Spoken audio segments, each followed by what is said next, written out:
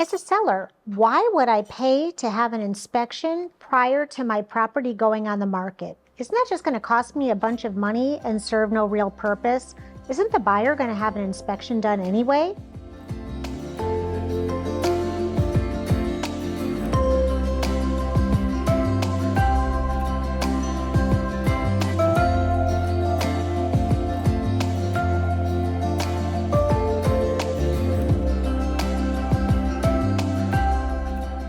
I'm Ellen Mitchell, your heels on the ground in the Miami-Fort Lauderdale area.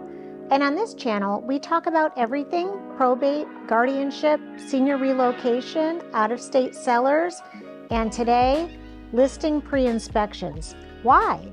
It's a great question. I do encourage all of my sellers to get a pre-listing inspection. It will cost them a few $100s. But the thing I always tell them is, we have the negotiation for when your home goes under contract, and we're negotiating price, terms, everything.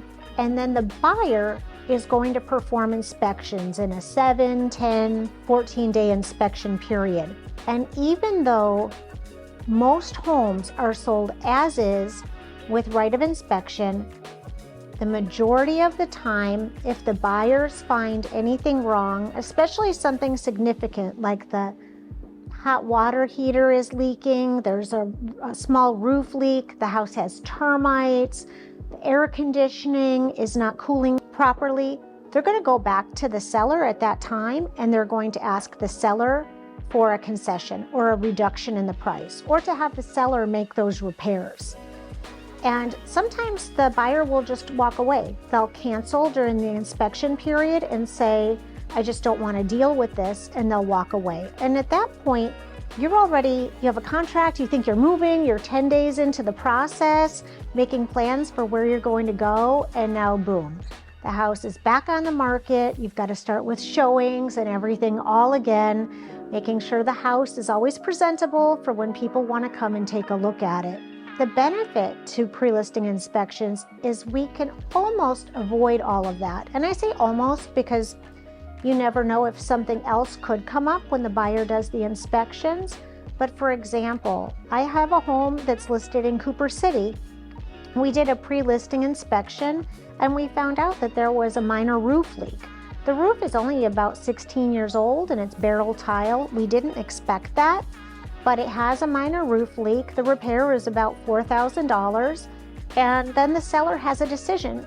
They can either A, repair it and just have a copy of the repair receipt, or they could choose not to repair it, but disclose it to potential buyers. In that case, I would always advise them to repair it and disclose it to and have a receipt, because in order for a buyer to get financing, they're going to need to get insurance. To get insurance, you need a leak-free roof. So in this situation, the seller repaired the roof. We have the proof of the repair. We have the 4-point and wind mitigation inspection, which are required for buyers to get insurance in Florida. And any buyer that's getting financing is going to be required to carry insurance on the property. And now they have a clear roof report. It shows 16 years of useful life left on that roof, and everything is good to go. So we really don't want the inspection period to become a second negotiation for the seller. Now the seller is they're invested, they're on the hook, and they may wind up giving away more than if they had just had this information in the beginning. They had had time to get a couple of estimates, have the repair done without the stress of the fear of losing the deal. Also, termites. They're very common in Florida. I know they're not common everywhere, but they are common here. And if the home has termites, we have a couple of options. They could do spot treatment sometimes, where they come in and they just treat the affected areas, and then they give a clear termite report, and it can be transferred sometimes to the buyer. Or if the home has a lot of termite damage, they may recommend that the home be tented, which would require the homeowner to leave the property for a couple of days. They give you information on preparing, getting your home ready for tenting, cutting shrubbery back. It's kind of intensive. Wouldn't you rather know that in advance rather than you're in this 10-day inspection and they come to you and tell you that you have termites and we want the house tented prior to closing, at that point you're doing a million things, preparing for your move, boxing things up. So having that home inspection done in the beginning, making any repairs that you and your realtor deem necessary, and then disclosing that to a potential buyer can save you literally thousands, tens of thousands, and it can keep the buyer from walking away. There may be some repairs that you choose not to make. So sometimes it mentions small repairs. That could be tears in a screen, maybe a faucet is leaking, little things like that. I would usually recommend having a handyman come in and just take care of those things anyway. But if you don't want to and you just disclose it, the buyer knows up front these aren't big repairs that need to be made. They're certainly not things that would be required to get insurance and therefore get financing. But the things that are potentially big deal breakers, roof, termite, plumbing, air conditioning, all of those things, they could really kill your deal.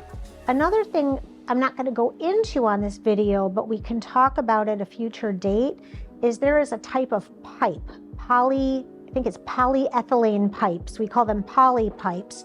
And these pipes were put into homes by builders, at least in Florida, mostly in the 80s. And it turns out through time, they realized that those pipes at the seam would start to separate. And so you could be in your home and all of a sudden you've got water gushing out the wall of your kitchen and you had no idea. So almost no insurance company is going to allow a buyer to have poly pipes. I have a seller right now, they had no idea that they had poly pipes. It's just something that the average seller would have no idea of. By doing the inspection, they found out that they had poly pipes, and they had two options. Option A is to have the pipes replaced, which is very involved. It's also expensive. It's about $25,000. Or get a contract with a poly pipe person. The seller offers to give the buyer a credit for that. And as long as the insurance company sees that the buyer is having that done within 60 days of closing, they can typically bind the insurance, allow it to close. The work can be done after closing, and then the insurance company will send someone out to re-inspect. So these things, they can be tremendous surprises to sellers, and certainly a $25,000 reduction to the value of your home that you weren't expecting is really out of left field. And then the sellers will typically say, well, can I get more for my home? And it's kind of like this. If you have a broken window and you repair the window, is your home worth more? Not really, because people expect that when they buy a home that they're going to have pipes that don't need to be replaced.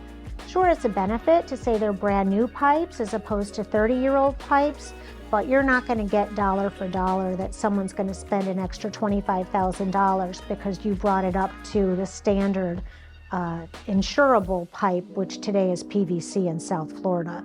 So as you can see, there's a lot to consider, but that pre-listing inspection, I feel like it's so important. It's well worth the few $100s that the seller invests in order to potentially save tens of thousands of dollars later, or in the case of a roof leak or the poly pipe, just to be aware and know what's going on so that you can make an educated decision.